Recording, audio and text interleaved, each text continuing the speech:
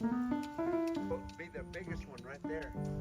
And even though it's, I can pull the stuff of this, and they'll sit here and eat it. This is the closest I've been to these guys. Last time they were at the other end of the field. So they're in velvet still. Oh yeah, they'll stay in velvet till younger than this one.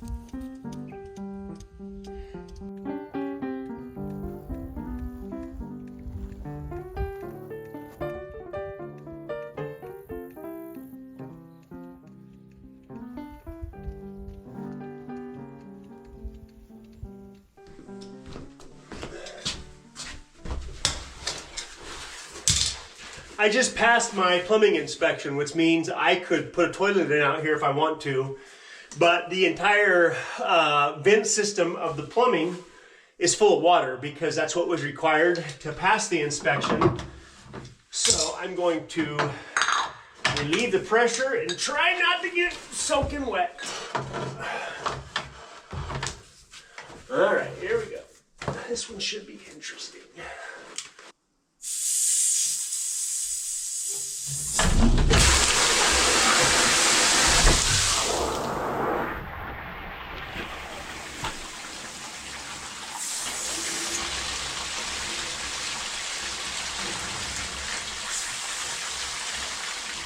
That is exactly what I did not want to happen. Oh, come on. All right, I got the...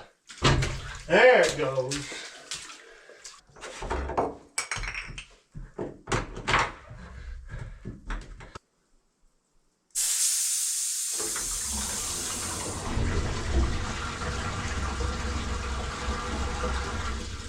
That's how it was supposed to go.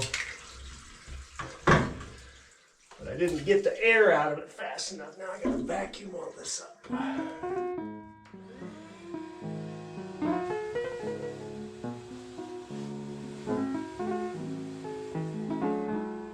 All that I'm gonna say is thank goodness that was clean water.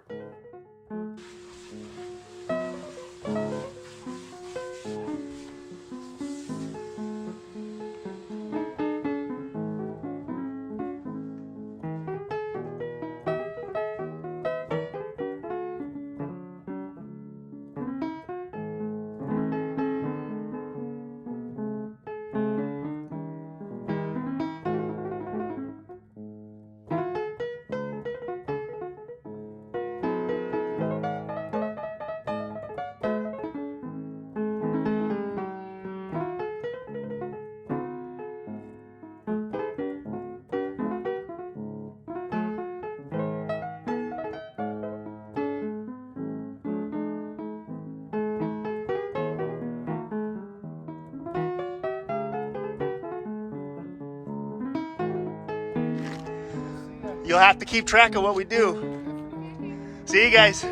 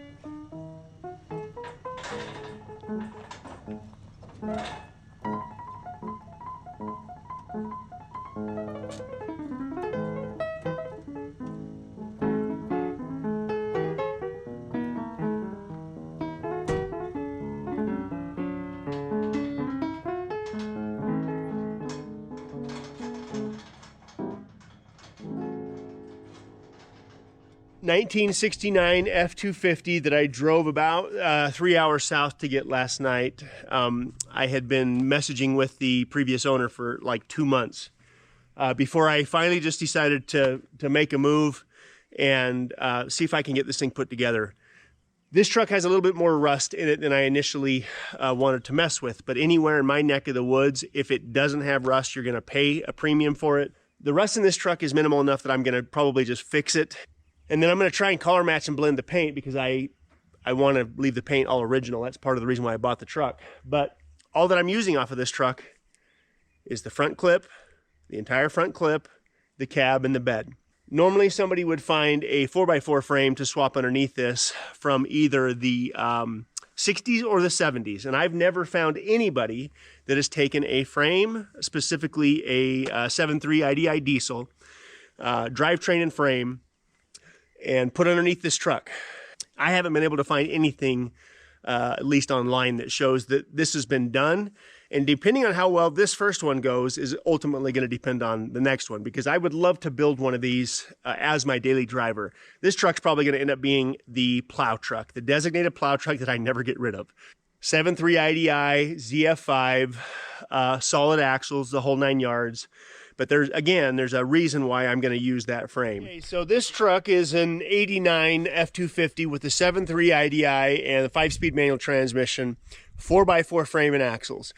The front axle on these trucks, the TTB, whatever it is, they're garbage in every sense of the word. They never hold their alignment. They just kind of move all over the place. So I don't even need the axles under this truck, but I need the drivetrain and I need the frame that it's sitting in for this all to work right. So the first thing that I want to do is confirm what the previous owner told me. This truck has not been started in over 4 years.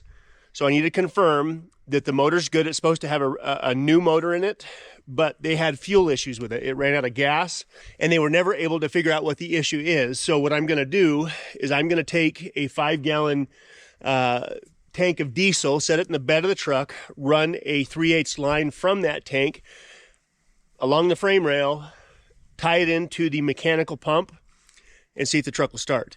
I picked up a couple of new batteries, so I know we've got fresh batteries that'll spin that motor right up.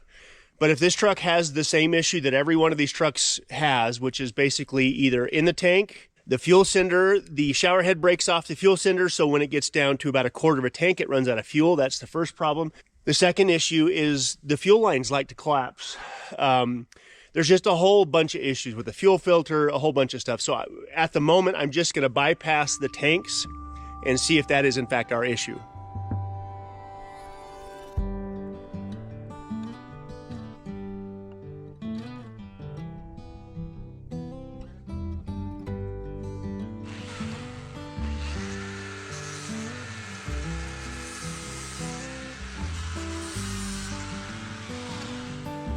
As far as the new fallow deer herd is concerned, we're up against it as far as time is concerned. The weather's trying to change, and soon enough we're going to have snow on the ground out here. And if I don't get the high fence pen finished, inspected, and then the deer hauled up here, the weather's going to complicate everything.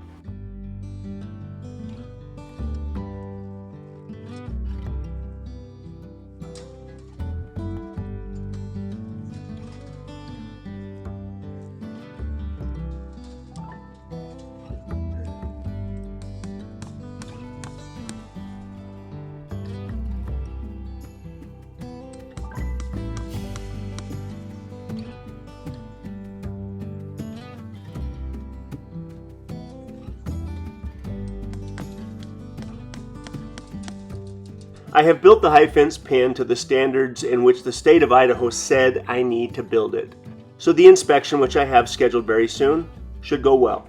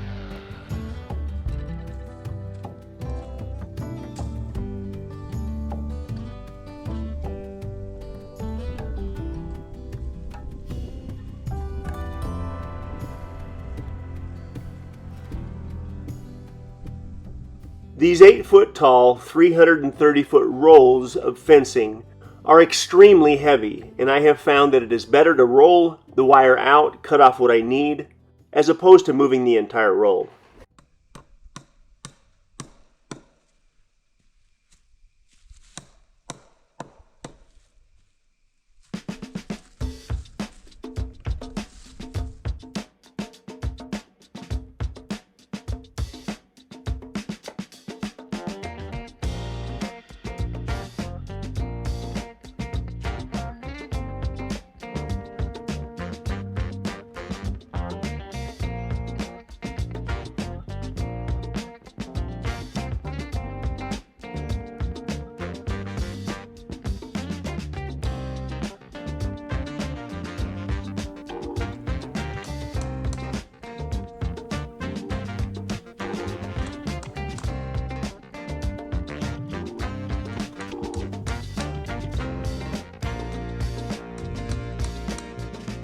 Now that I'm getting some of these bigger projects finished around the place, I'm looking forward to working on an old truck.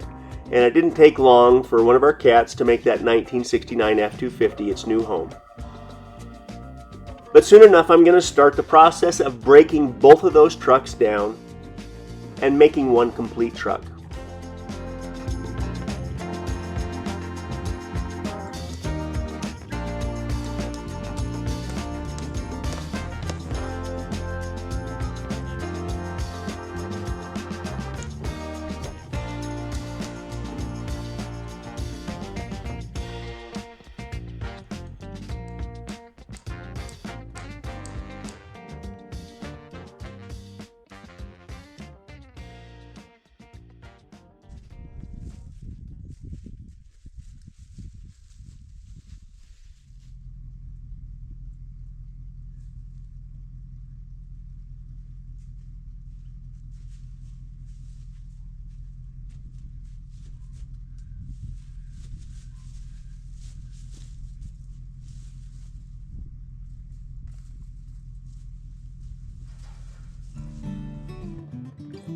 It has been a while since I have been this excited. The high fence pen is nearly finished. I've almost got all the parts collected to start my new project truck. And I feel like I'm more prepared for the snow this year than I probably have been ever. There's still a tremendous amount of work that has to get done to get the fallow deer herd brought up here. I'm going to finish building the 3 sets of gates that are needed this week, and then we're going to get this party started.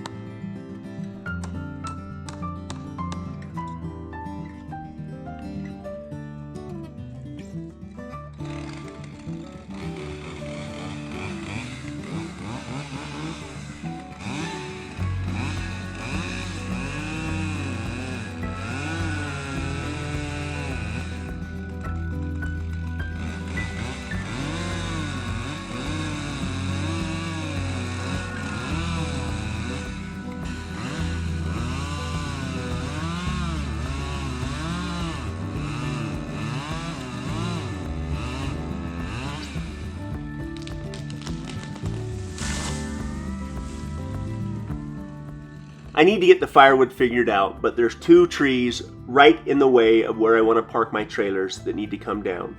So in the process, I'm going to buck these trees up and turn them into firewood, but hopefully these are the last trees I got to take out for a while.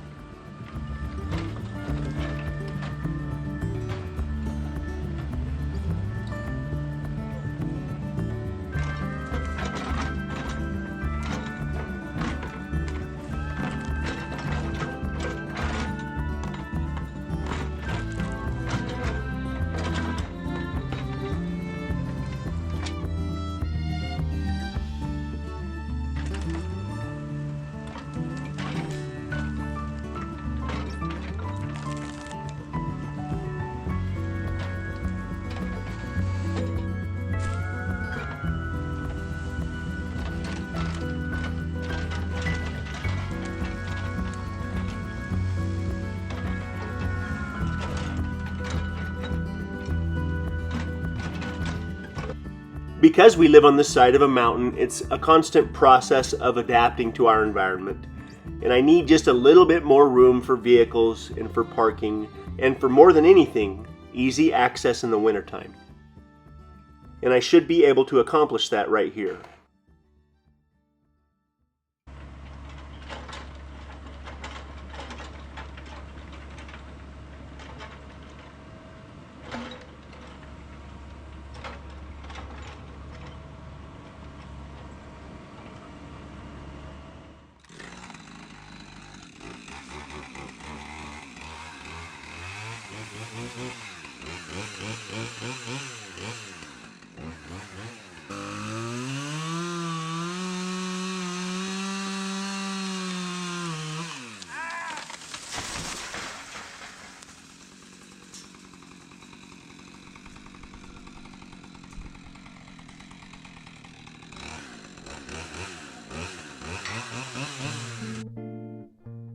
So we are literally days away from the weather changing around here, and I have almost no firewood cut up at the moment. I have all of this maple that has been sitting here drying out for the last couple of years, waiting for me to buck it up into bite-sized pieces. And the time has come to get this done.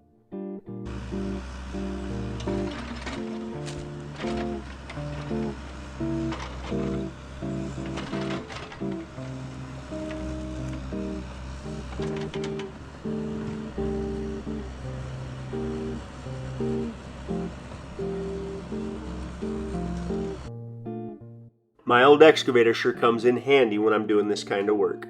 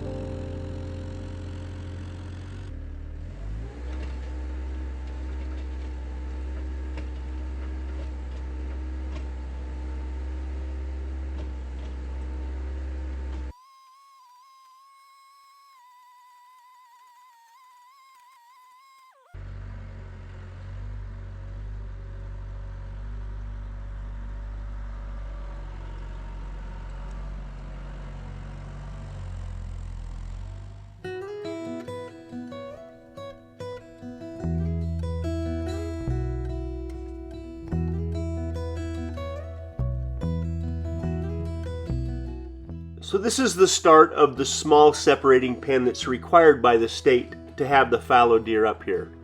This pen will be used to acclimate the deer to their new environment, as well as doctoring and separating and anything else that's needed.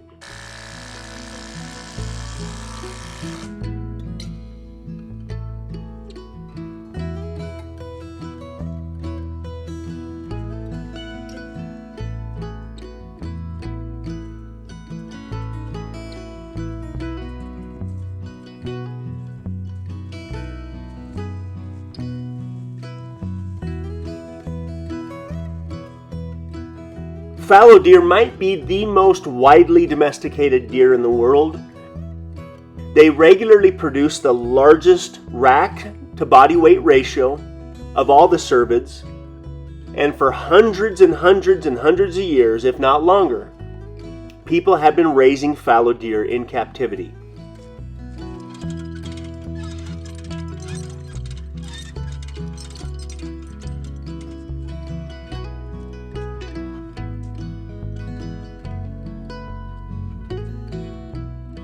England, Scotland, Ireland, Sweden, Denmark, and all over Europe, there are wild fallow deer as well as captive fallow deer farms.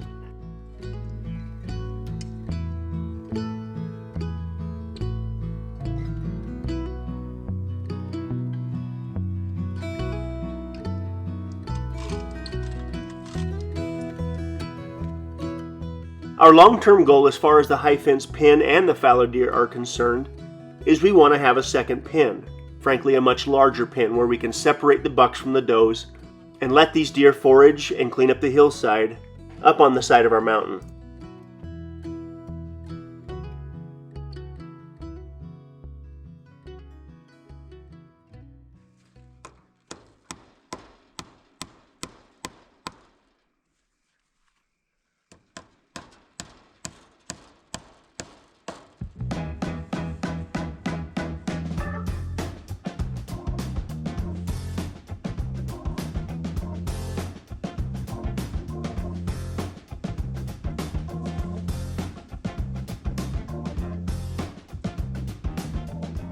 Since we very first bought our land up here, I've always wondered if it was possible to raise livestock on the side of a mountain in a way that would be beneficial and cost effective.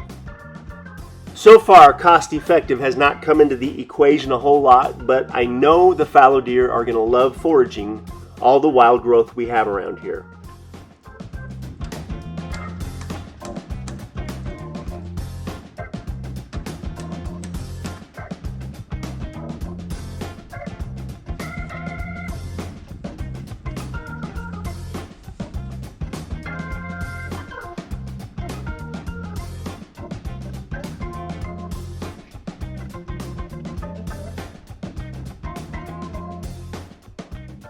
So now that the small separating pen is finished, all that I really have left is to tighten a few spots up and to build some gates.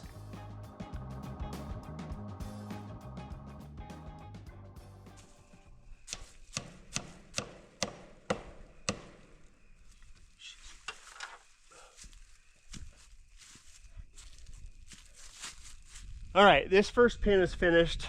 I'm going to have a set of double gates right here. The idea is that I can pull a horse trailer up right here and back right up to this gate, open the gates up, and there's no way the animals can go anywhere but into this first pin. So the idea behind having this small pin will revolve around doctoring, disease checking them, but more than anything, it's required by the state. So we have the small pin here. Then I'm going to have another set of double gates over there, and then the big pasture. There's a few spots in the fence that I can tighten up a tiny bit, but I can do that anytime. I have to get these gates built and get everything in place so we can get the animals up here. Next Wednesday, it looks like the weather's going to change again, and I worry that this is the last change of the year. It's going to be just so much harder to get everything up here. I want to try and get this done while it's still dry and before it's all muddy and cold. So the last thing is I need to build some sort of a shelter, but I can figure something like that out pretty quick if I have to. I need to get the fencing done and all the heavy, hard work that's associated with the skid steer and the excavator, all that stuff before the ground freezes and the weather changes.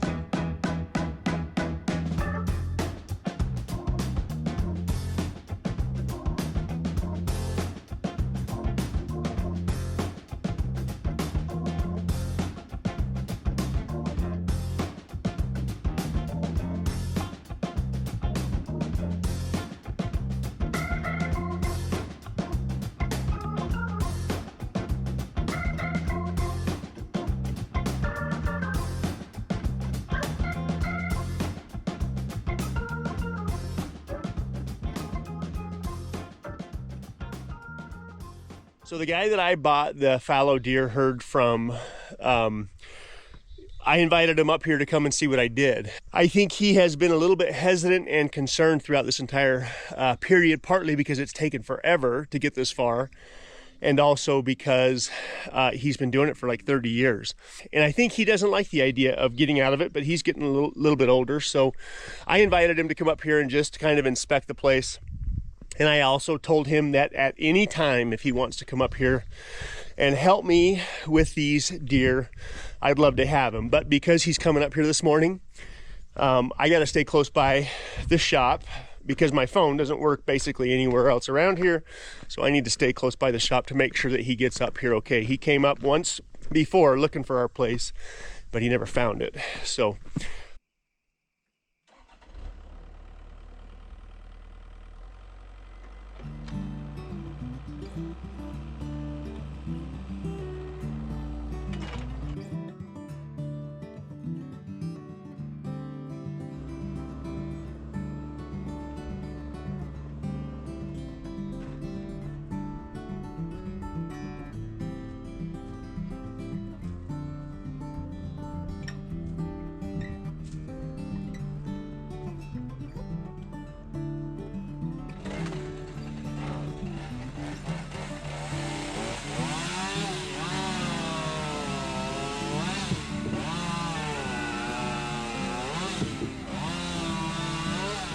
So the next time you see me, I hope all of our gates are completely finished and built. All of the firewood that we're going to need for this year's winter is cut and stacked. And we're one step closer to getting the fallow deer herd delivered up here to our place. We have a storm coming in this week that should make things quite interesting, but between the shop, the firewood, and the new trucks, I've got plenty to do around here.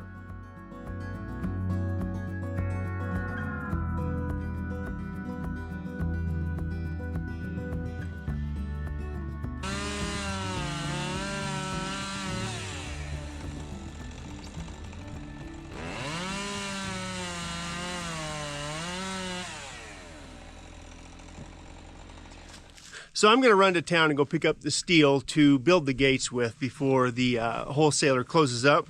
So next on the list is to get the gates installed and get the high fence pin completely ready for inspection. I still have a few days before the inspector is going to get here. I talked to him yesterday, and I also had the owner, the previous owner of the fallow deer, come up this morning and just kind of look things over. I got to get the gates done. I got to get the pin inspected. Then we got to catch these deer, and that's going to be interesting, and I don't want to take a chance that any of them get hurt. So we got to be real considerate about how we do that. And the kicker in the middle of all this is the weather's changing. So we got a storm coming in about midweek next week. This is going to mess everything up. It's going to turn everything muddy, but we still have to get this done. So I'm going to get the firewood cut up. So I've at least got that one checked off the list, and I'm going to start building these gates.